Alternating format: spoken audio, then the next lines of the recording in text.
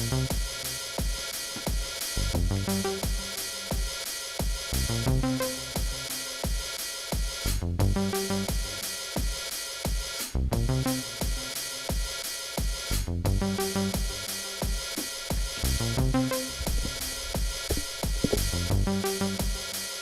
right, folks. Welcome to episode 21 of the Middle Ground Podcast. Your hosts, Imam Marc Manley and Dawud Aleman. And we're going to be here to talk about AI and a whole bunch of other incredibly troubling and disturbing topics. Inshallah, I hope everybody had a good weekend. That's right. Live on Monday. I know we were back. Well, we were back in the virtual saddle this weekend. Yeah. I taught my first class for the first time in a while. Yeah, that's right. That's right. So that was kind of nice. It was laid back. Yeah, man. I got to set it off because we're talking about AI, man. Okay. Aliens, alternate realities. What else are we talking about? Spaceships, black holes, elemental tables. So I figured we had to hit it with a little Captain Kirk to send us off. Who are you? Who do you think I am? Don't tell me. You're from outer space. No, I'm from Iowa. I only work in outer space. Yeah, Who are I'm you? from Detroit. Who do you think I am? Uh-huh. I'm from Detroit, man. You know how to lay it I down. only work in outer space. So send us off, man. Well, Send us off. The deal is, I don't even know if we have to call it exponentially because it's probably, even scaling outward AI at a rapid pace more than we know. And I'm sure many people have seen the release of the new chat, the 4.0. And but it's more than just a O. It's more than just a O, man. OMG. It's more than just a O, man. What's the O stand for? Right. Yeah, well, and that was Omni. Yeah. They're not even playing any shell game anymore. They're not even trying to hide it, man. No. So it's now the Omni. They meant to say Omni as in, oh, well, it can do text and it can do images and it can do audio. But what they really mean is it's omniscient. That's what they're trying to say, right? They are really trying to make a genuine thinking machine. The panopticon, man. It is the panopticon. Man. Yeah. So, but before we start out, because this I'm from becomes Iowa. I only work in outer mystifying for space. some people, maybe even worrisome, troublesome, or maybe totally embrace it, love it, and it's something we need to do. We should just integrate with it. So there's all these perspectives, and the greater perspective. Allah reminds us, God reminds us in Surah An-Nahl, chapter 16, verse 8. And this is more related to transportation, but the idea here is the last. Even aliens need transportation. They need. Man. There we go. So they're definitely not, but just a creation of Allah. However, He says, and He also created horses, mules, and donkeys for transportation and adornment. And He creates what you don't know or what you do not know. So AI or whatever, it nevertheless is all a creation of Allah subhanahu wa ta'ala.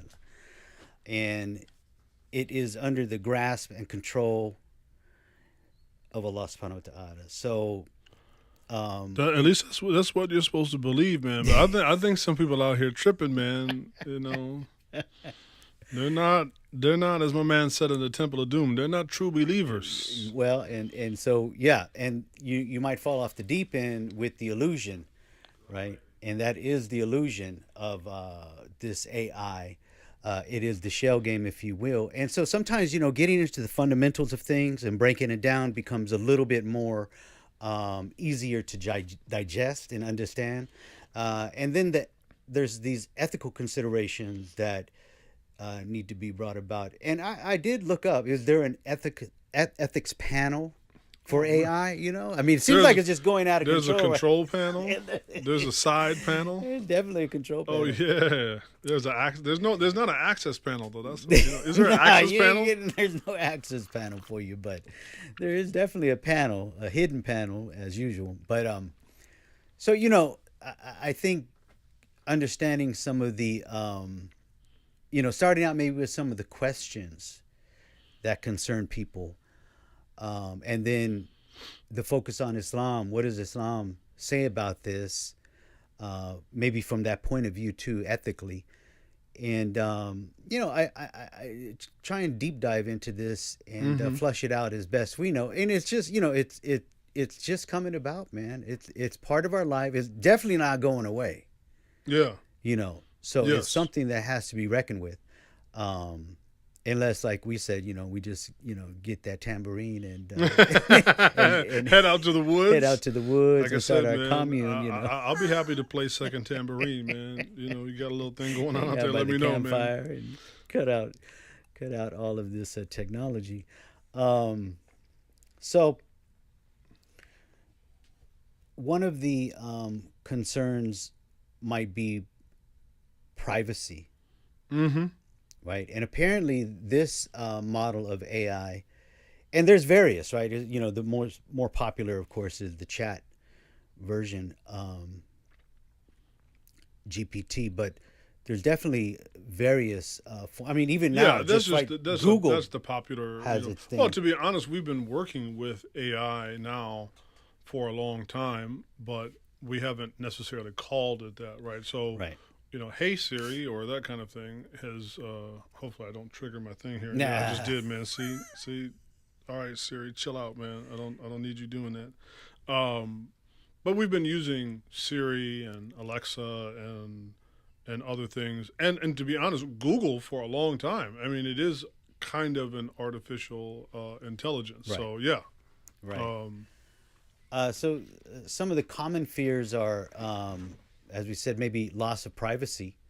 And so this concern about the AI system collecting and analyzing vast amounts of personal data, you know, potentially lead to a loss of privacy and an increased type of surveillance state. loss. Some- Are we still waiting for a loss of? I thought we had already lost it. Well, yeah. You know, but okay. You know, I thought we had already lost privacy. We capitulated willingly. Yeah, That's man. Okay, so that You know. was happened with Facebook. You know, everything that time you ago. sign up for to use, it's got that, like, you know, that 25,000 page thing that you just Man, scroll to the bottom I and say, agree, I okay, accept. you agree. I mean, we have capitulated, I think, a long time ago. Definitely.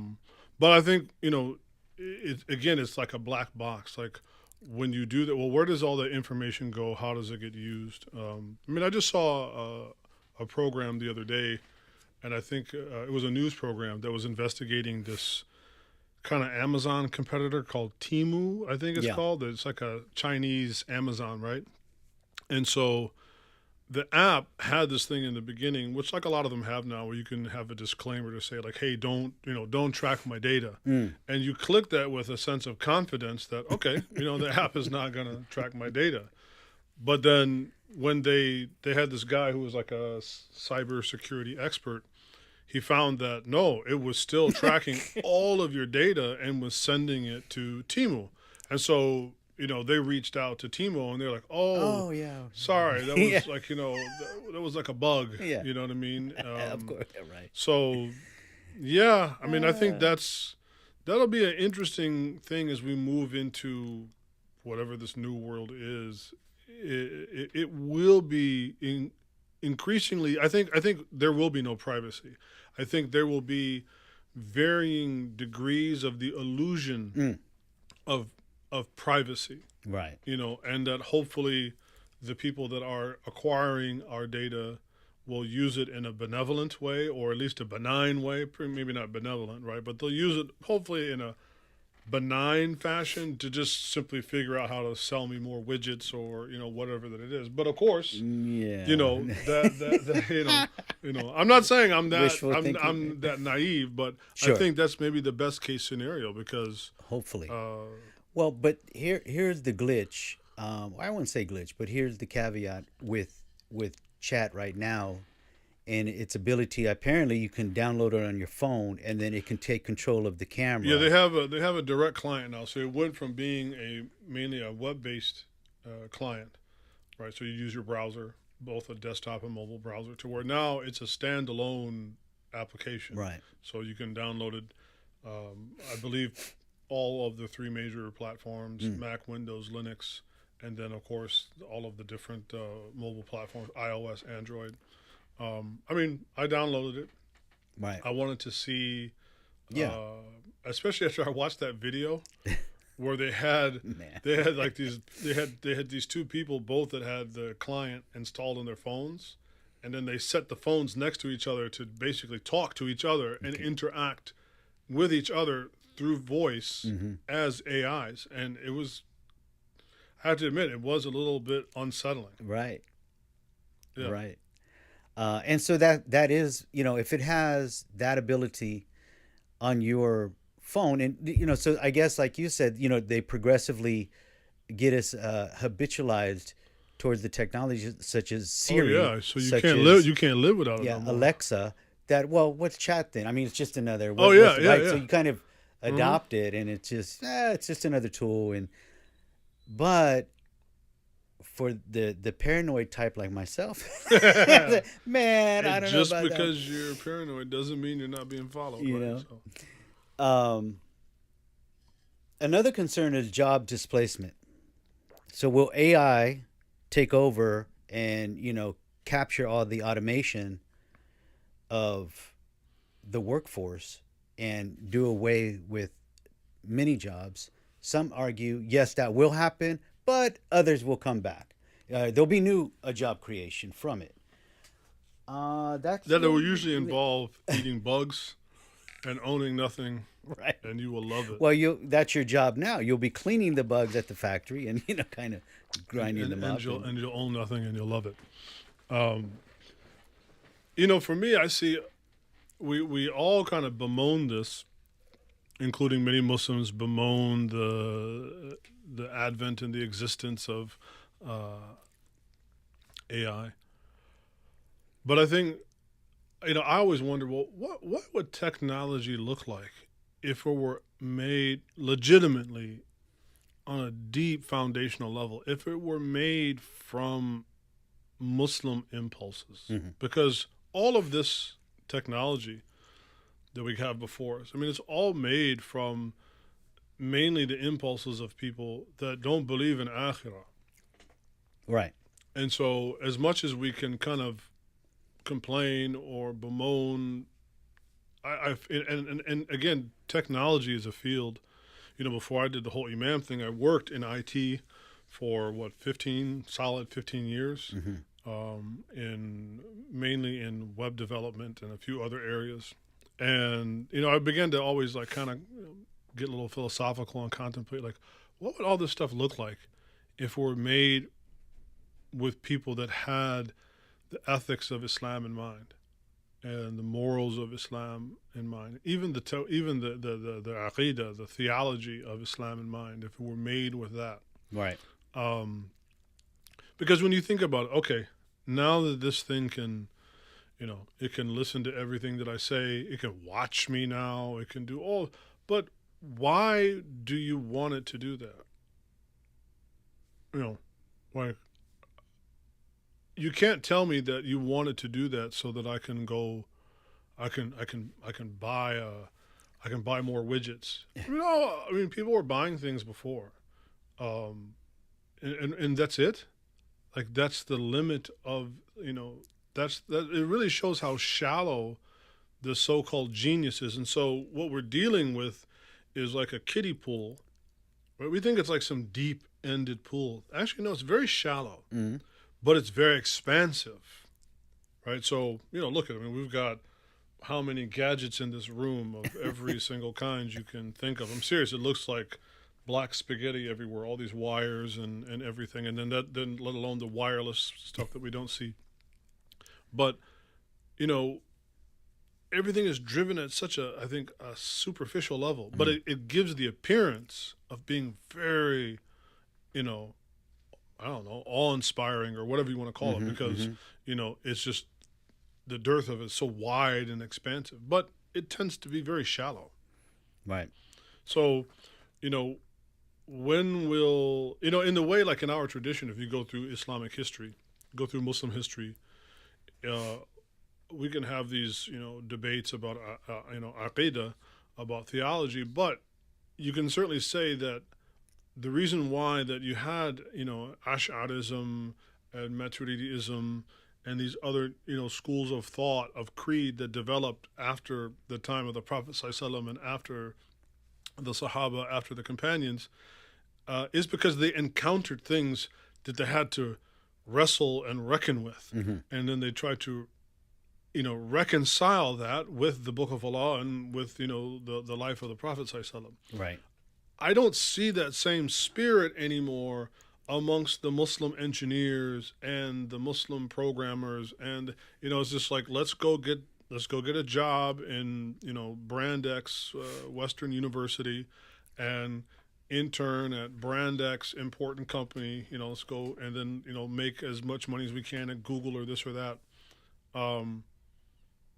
I just wonder, you know, where is the real genuine spirit of innovation, of looking at what technology can do, but then making it obeisant to a true Muslim outlook. I wonder, you know. Well, and that brings up part of where Islam would step in, even though there's not like a direct ayah or something that we can just extrapolate right from one verse, or. But that's not. But that applies to many things throughout Muslim history. Yeah. Right. I mean, Imam Shatibi and others famously, you know, invented and crafted entire systems of juristic thought to deal specifically with that. And therefore, ethics plays a big part, and that's just a revolving, you know, sphere in Islam for every situation, time, and event.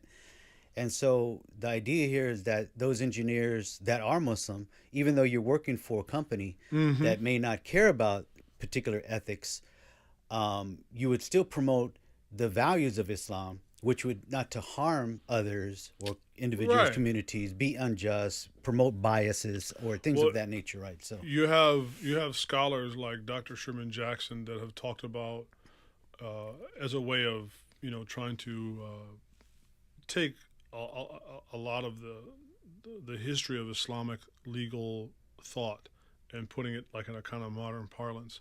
So when he talks about the way that Islam views human life is that there's a public minimum and a private maximum. And so what he means by this is that Islam as a way of life, as a religion and as a way of life, as a civilization, it puts limits on social interactions, as well as providing conduits for how those should be carried out. So you just take, for instance, so-called Islamic sexual ethics. Like there's a dampening down of sex in public, right? Where we dress modestly, and even overt displays of certain types of public affection are, you know, reserved for the bedroom and reserved for the private life, of which, you know, except for a few things, is basically wide open to indulge. So I wonder if we were to take, you know, roughly that same way of thinking when it comes to privacy, because this is a huge thing now with technology. Like when you know, that's why these tech companies have to spend billions of dollars on attorneys and having them, you know, available to write all this stuff, is because, you know, they're not genuinely concerned. Matter of fact, they all covet what are private data, but they're concerned that their acquisition of it may make them liable to being sued, right? But at the end of the day, they're like biting their fingernails. They all want our private data. But an Islamic technology would be like, why would I want to necessarily have your private data? Like, would you want to look in on your brother or your sister when they're being intimate? Like, would you want to watch that? Right. So, and then you dovetail that with the way that technology has married with pornography, that has basically brought the private way out in public to the point that it is damaging children and damaging society. Yeah. Where from a Muslim point of view, you would not develop a technology that could, or if it had the capacity to do that, then certainly you would put tight rein on its capacity, to do so. Right. And I don't see that even in many so-called Muslim countries. I don't see like where there's a great intellectual investment of like, okay, I'm not saying we all go back and live some 8th century life. I wouldn't want to, I wouldn't want to go live that life. But I also don't necessarily like the way that this one is kind of panning out. So, when are we going to genuinely, invest? Because we have all the people with the capability, right? I mean, some of the best and the brightest in the tech industry come from Muslim backgrounds. So we have the intellectual horsepower, but we seem to be settled for aping and imitating. Yes. So I'll bring up that guy Terrence. Oh, here we go, man. Go. You reminded me of what he did. Let's get the lava lamps. Let's get the We'll smoke talk machine. about but we might have to have a podcast about it. He was a trip. Terrence Howard. Because he was you tripping. guys can look him up. Yeah, Terrence Howard. He was a famous actor. Most of you, once you see his face, you'll say, "Oh yeah, I remember that guy." Oh yeah. But he did one thing Hustle though. and Flow. And then he was an Iron Man and some other stuff. Yeah. And then he just like went Kaiser Soze, disappeared.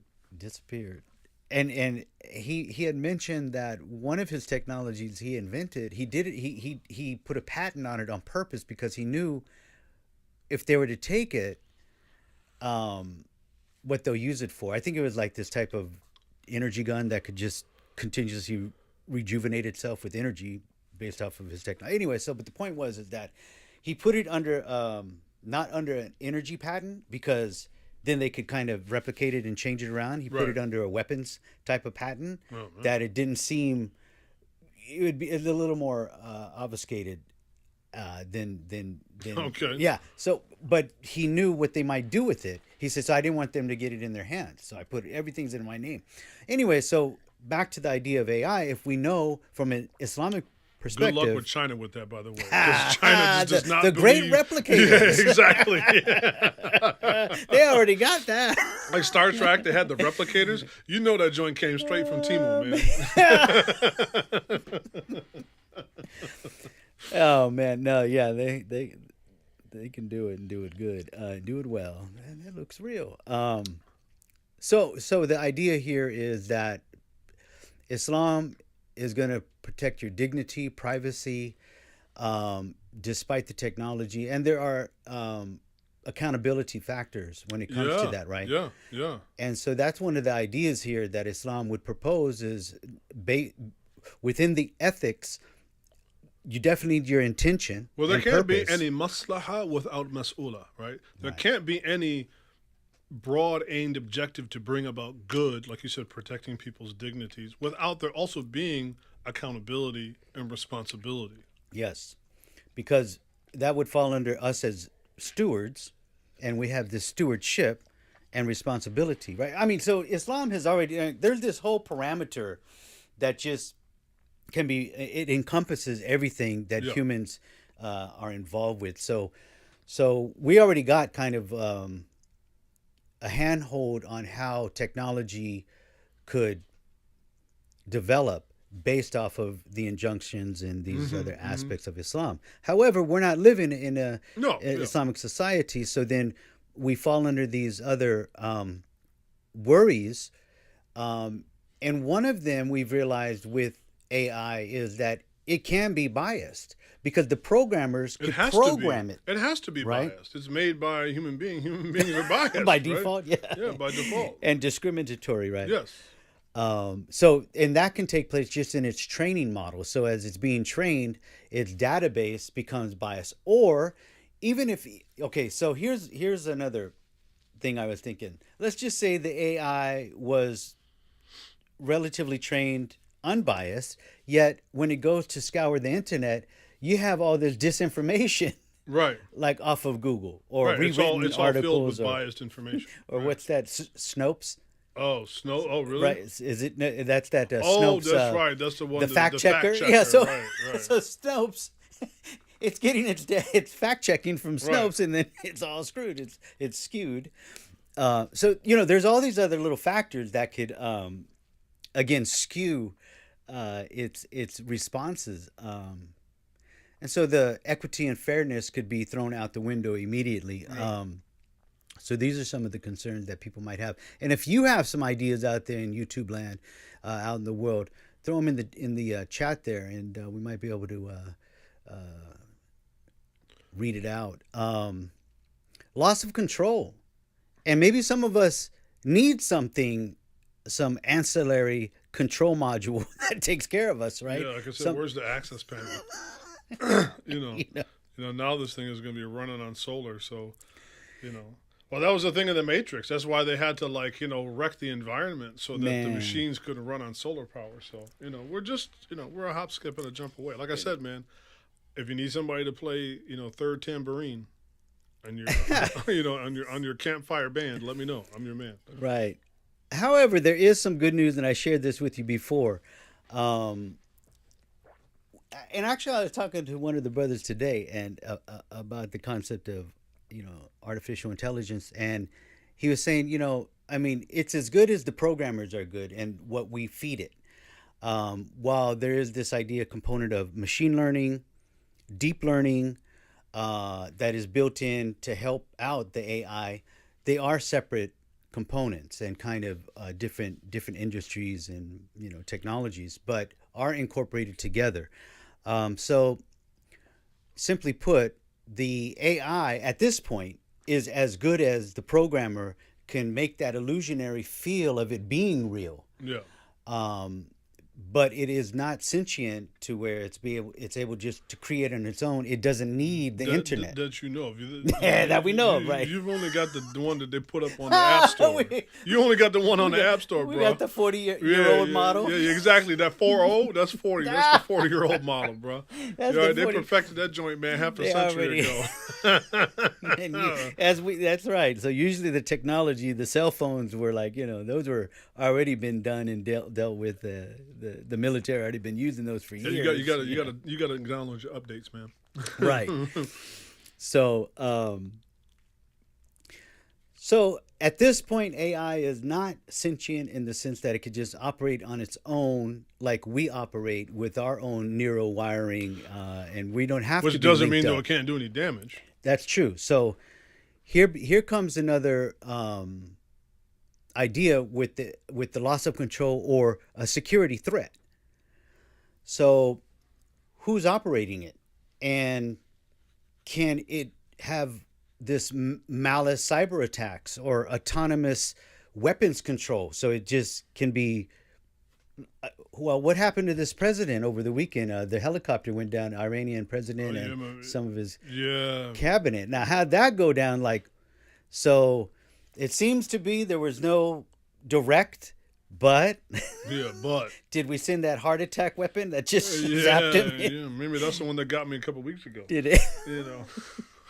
Did you see that though? The CIA had that in the 70s. That's probably all that anti-Israel stuff that I was posting. They hit me with the heart attack gun. We'll get you. So AI potentially could just take over a system. And especially, and I think there's, taking over the system is one thing, but taking over it in a way that you don't know, the Rumsfeldian, right? The unknown unknowns, right? So what if it takes over, or has already? Again, you're not the only one who's paranoid, right? Black folks, we've made, being conspiratorial, man, into like an art form, man. It's like performative dance, But no, I mean, if it takes over and you don't even know that it's taken over, right? Right. I think that, if it takes over and all of a sudden, like, your screen goes blank, okay, well, I know that I've been taken over. But to be taken over and not know that, I think that would be even more. That seems not only more terrifying, but the more likely. Okay, so in that line of thought, then the idea of it maybe not just okay, so that's a direct takeover, right? So if we're being usurped, um, part of that would be our dependence and reliability on it. So unknowingly, we become just like our phones, so dependent on the technology where we are controlled. And shaped by it, right? We're shaped by it. I think this goes, again, as somebody that worked actually in the technology field for quite a while and had a chance, but as a Muslim and had a chance to, do a lot of thinking about it, is that, what we're seeing is an extension of, in some ways, a sort of civilizational algorithm, right? So there's a certain kind of mindset in the Western world, which is now really like a global civilization in many ways, with just different areas of, intensity of Westernness, that there's a certain mindset that's attracted to this field and to this thought. And it tends to be predominant, it tends to be predominantly atheistic. Atheistic, not just in the clumsy Sam Harris, Bill Maher kind of way, right? But really like the atomist, this is it, this is all there exists. And so out of that, I do believe there is a kind of algorithm that shapes people to be attracted to that have the capacity to, do this kind of work, which then produces this technology that is also godless in its outlook. It's completely, like that. We even use these terms, ironically, in technology. We talk about something being platform agnostic, right? That it works whether it's Mac or PC or, whatnot. And so I wonder, are we now facing the logical conclusion of a society that just increasingly is diving off the cliff of godlessness to where we're going to create technology that is not just, it's really anti-human. When you're talking about the capacity to render vast swaths of humanity out of work, or to produce some type of disease or pathogen that could render vast swaths of humanity no longer human, right? Dead. Again, I don't think you would not come to these conclusions in a technology of which the people that are embedded within that and are the drivers of that are people that believe in the hereafter, and that it is a godless enterprise. That's my firm belief. And so I think, what other conclusion can you come to, especially when that becomes the industry that is dominating our daily existence? So let's move to the other side then. Oh man, how many sides are to this thing, man? Well, it's a tetrahedron. So we had this idea of job displacement, and so we've kind of been focusing on the nefarious side of AI, while there's definitely a lot of good that can come from it. And so potentially the idea of reskilling, so people learning a new skill and perhaps a little faster. Sure, no doubt. So therefore upscaling or upskilling the workforce could potentially, be part of the AI model. So I wonder for how many of those that are upskilled are upkilled. You know, What? I mean, that would be an interesting. I don't know if it's even possible to do that kind of study, but like, Pluck you and you're done. yeah, I mean, really, you know, I mean, if you think about it, if you're going to just take like your self checkout line, right? You've got this scanner, this thing that can do all that.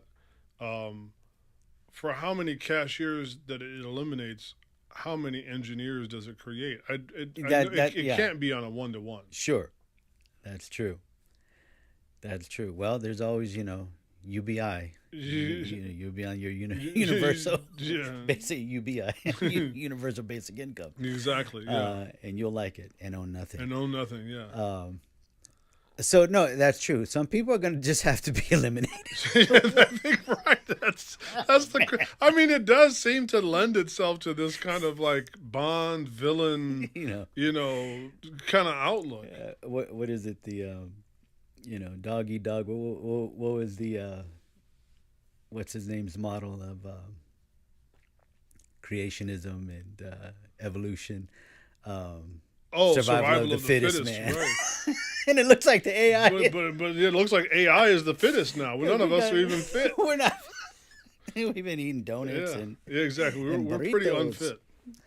How about workplace safety and efficiency? Definitely, that will take. Well, I was going to say that word is fit. To go back to the upskilling part, Yeah. right? Like, sure, it has some benefits, but as we talked about the other day, I think one of the downsides is its dedication, almost slavish dedication to hyper efficiency. Right. Right. Where efficiency is almost a kind of creedal tenet, or it's almost like a kind of, you've almost created like an atheistic pantheon of gods to be worshipped, and one of them is efficiency. Yeah.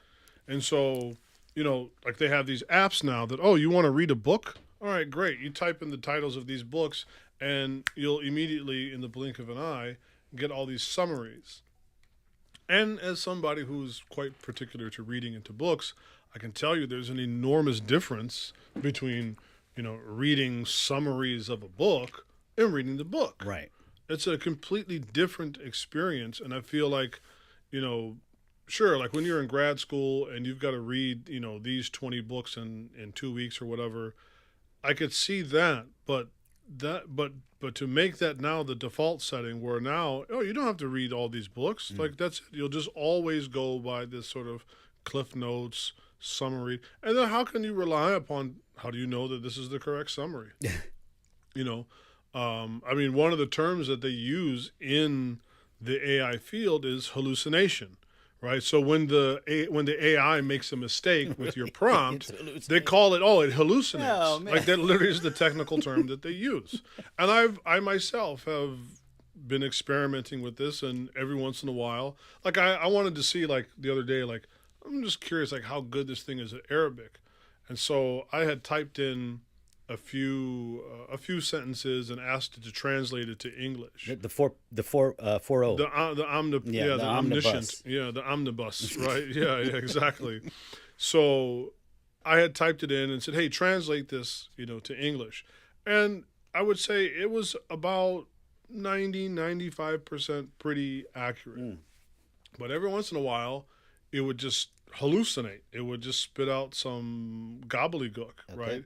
Because it's not really thinking. It's all it's like probability based, right? So this is probably what this means, and this is probably what this means, and so it's like playing dice that are somewhat rigged or weighted. So it's winning about 90% of the time, maybe, or 80%, but then it hallucinates, and so it spit back an answer, and I was like, no, that's not what that word means, and it was like, oh yes, I'm so sorry, la la la la la la, right? So. Although it did trip me out, man, I was like, all right, I know that now the 4.0 has access to the internet. I was like, man, let me see what this thing is all about. So I typed in this book by a scholar. Actually, I think it was this book. دراسة متشابهة اللفظ من آية التنزيل. So it's a book about like Quranic linguistics, about words that sound similar, to each other and whatnot. So I was like, all right, I just grabbed it off the shelf. I was like, have you heard of this book? It was like, yes, I've heard of this book by, Dr. Samarai and blah, blah, blah. I was like, okay, but, You can get that off of Google or Sure. it uses Bing. I think that's the search engine. But whatever. Okay, you can type that in. But I was like, can you summarize the index, the fihras? Can you summarize the salient points in the index of this book? And so it went out, and first it was like it went to Bing, and then it went to archive.com, and then it found the PDF, and then it spit it out. And it was like pretty accurate summary of what the index was about. Mm-hmm. Now, as a person doing research, that could potentially be very useful Right. if I want to find books dealing with, X, Y, and Z topic or whatnot. That has a potential to, as you said, speed up certain types of research. But my concern, but again, I'm a person born in the early 70s, so I know what life is like without this technology, and I developed my intellect far before the advent of any of this technology. So I use it coming from a different point of departure, having knowledge about knowledge Right. that's very different than, say, like my daughter who's 12 that has I caught her the other day doing her homework. She was like, "Hey, Alexa, A, B, C, D, E, F, G." I was like, "What are you doing?" She's like, "I'm doing my homework." I'm like, Alexa is doing your homework, child. You ain't doing your homework. You're grounded. You know what I mean? So, that they've been taught of like, oh, you want to know something? Just go to Alexa. Just go to Google. I mean, it's bad enough for many of us to do that, but it's still I know though I can do different types of research without having to touch any of that stuff. Sure. And so I think it's a whole different animal, man, when you come into the world and this is your mother's milk. This is all you've known. Right. Well, that gets into the idea of loss of agency. And so we've moved into this era where decision making becomes, left up to the machine, and it's just easier not to think so much, right? Yeah. And that becomes dangerous. Like you said, we come from a time period where, relatively little technology, as opposed to today, and where things were more manual.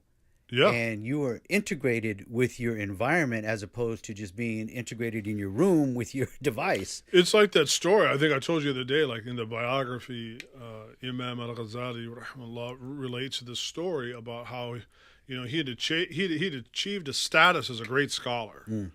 And he was traveling and his caravan got waylaid. And so, the bandit came and was like, "All right, give me all your stuff." And he was like, "All right, he was like clutching his books, but he's like, "All right, fine, take my gold and silver." And he's like, "Well, what is that you got?" He's like, just take that stuff. You don't need this, So, but the guy was like, "Well, what's the story with this stuff?" He's like, "These are my books. This is all my knowledge."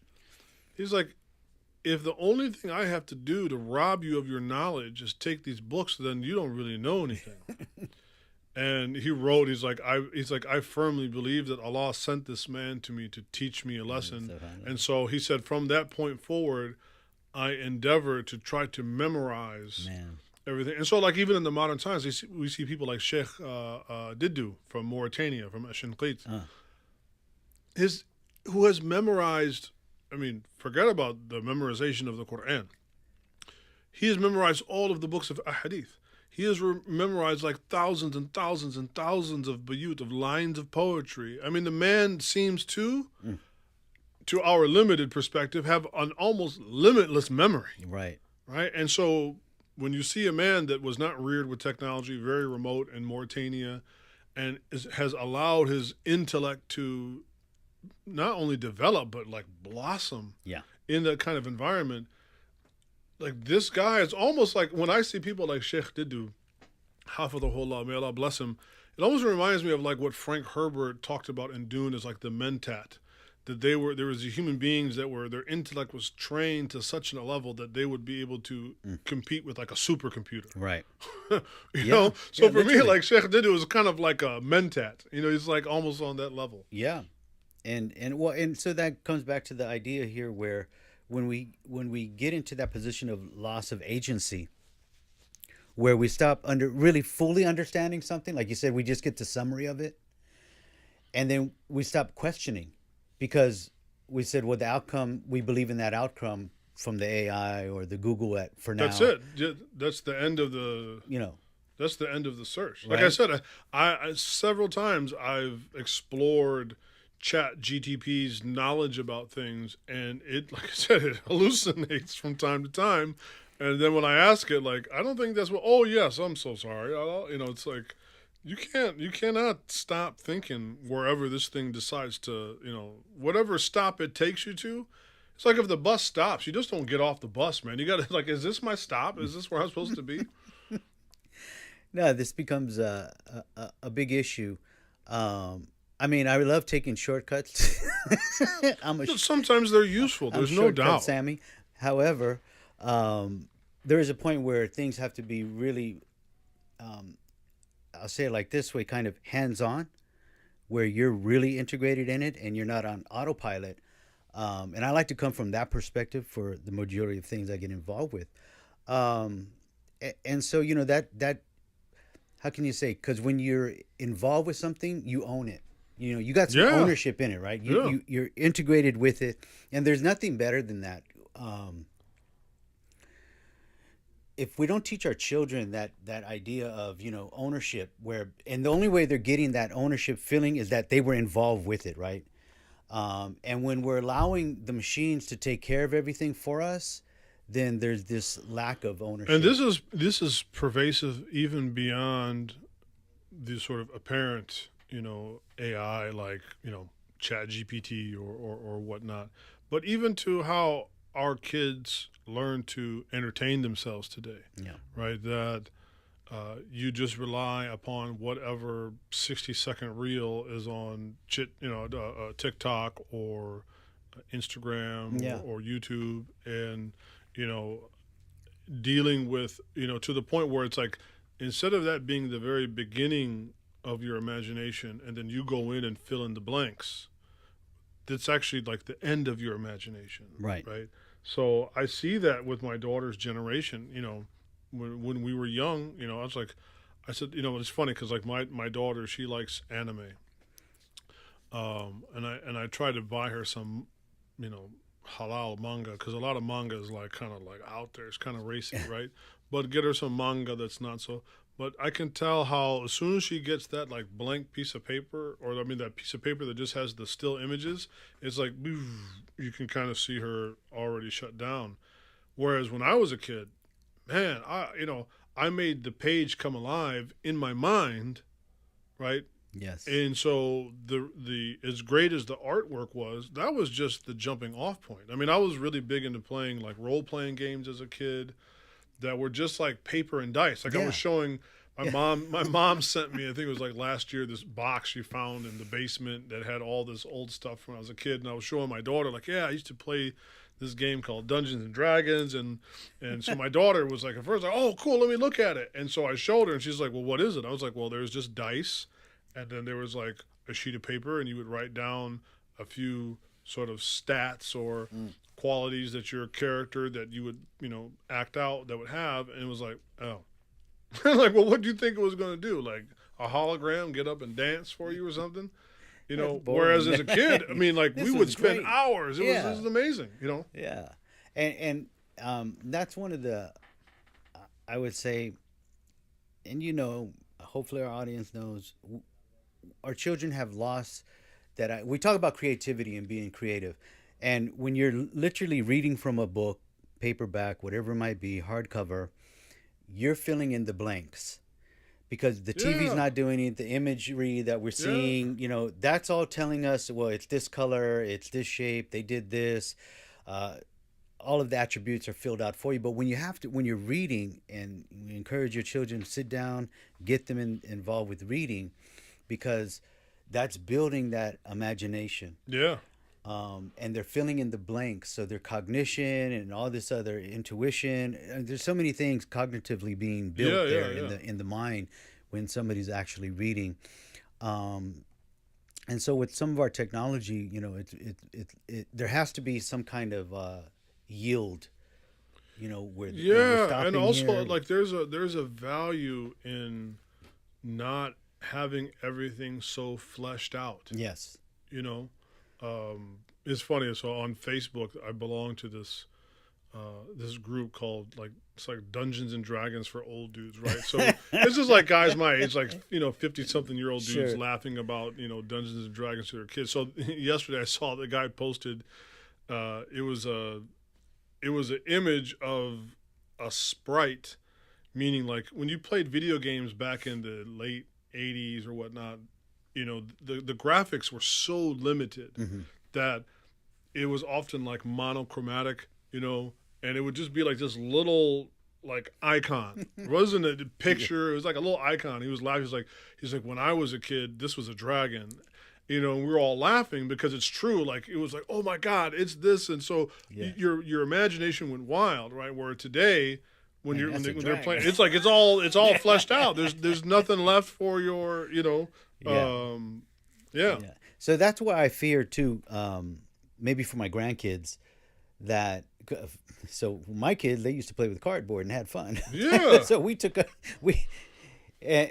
I had to, when we pulled the plug on cable TV, man, we had some protesting going on in that house. Sure, Man, yeah. this is boring.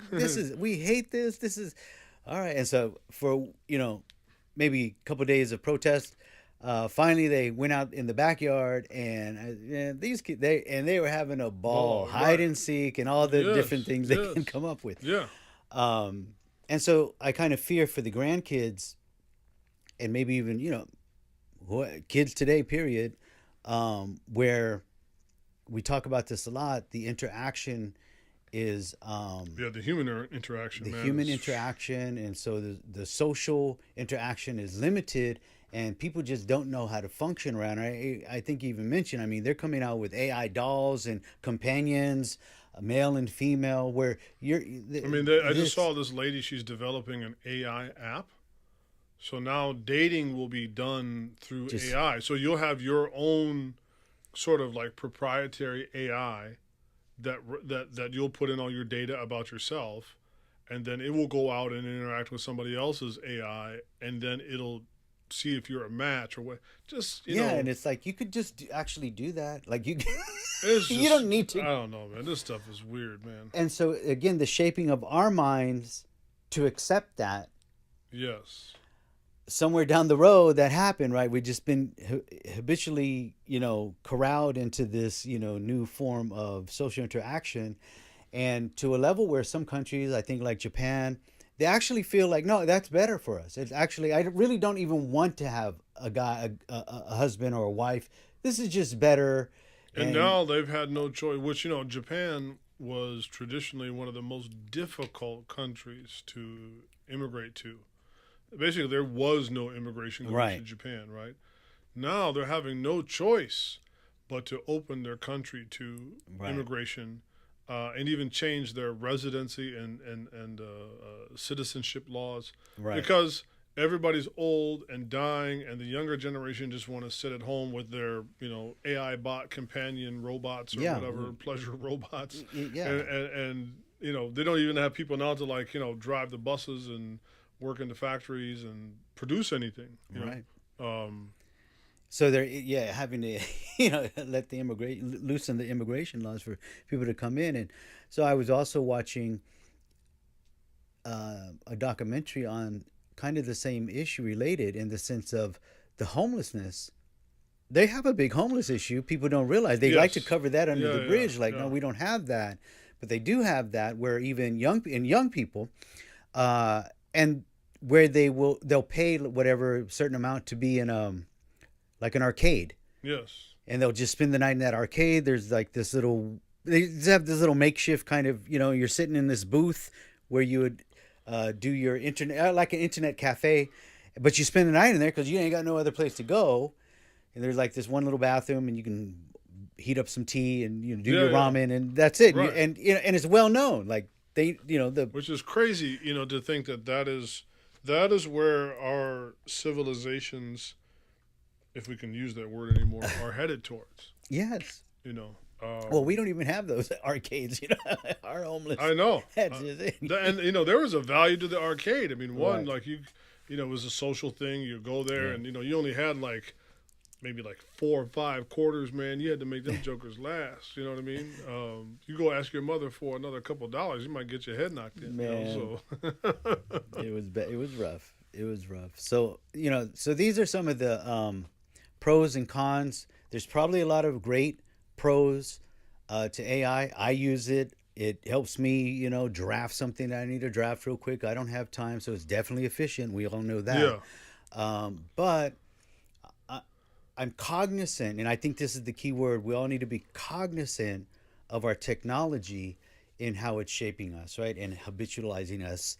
And that might be a downfall. And then, of course, that pattern of activity, if it's not checked, who's picking it up? Our kids. So Yeah. they're observing. You do it, Dad. and I like we in the last episode, I said I think we need to go back to that very early spirit in Islam, which was not about smashing systems, because that's Allah Ta'ala really is the only one that can do that, but of building viable alternatives, right?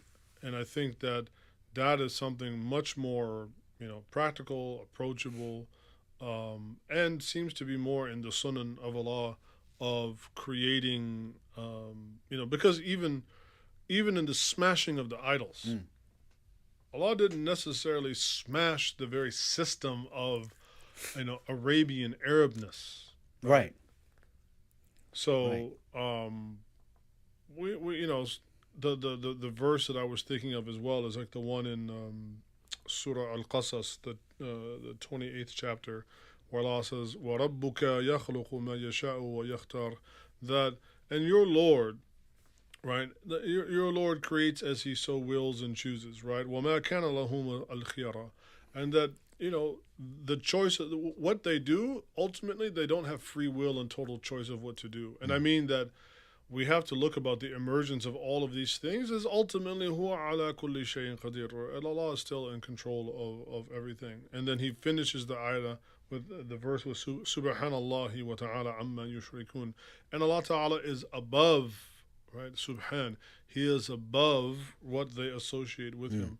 So sometimes we look upon AI, not we, but like Right. as some sort of like divine type thing, and that it ultimately it only can emerge as part of Allah's plan. And so we should not, I'm not saying we shouldn't have trepidation about it, but I think unbridled fear of it would be unhealthy, because then that would, I think, compromise our decision making of how we deal with it. That's right. So alhamdulillah. Well, I would say share with us your feelings out there. Leave your comments, and that'll be interesting to note how everyone feels about this technology coming at us. I think Captain Kirk said it best, man. Yeah. Who are you? He works. Who do you he think just I am? works in outer space. Don't tell me. You're from outer I love space. it, man. I love No, it. I'm from Iowa. I only work in outer space. I'm from Iowa. I'm from Detroit. I only work in SoCal. Yeah. Well, that is episode 21 of the Middle Ground Podcast. Your host, Imam Marc Manley and Dawud Aleman.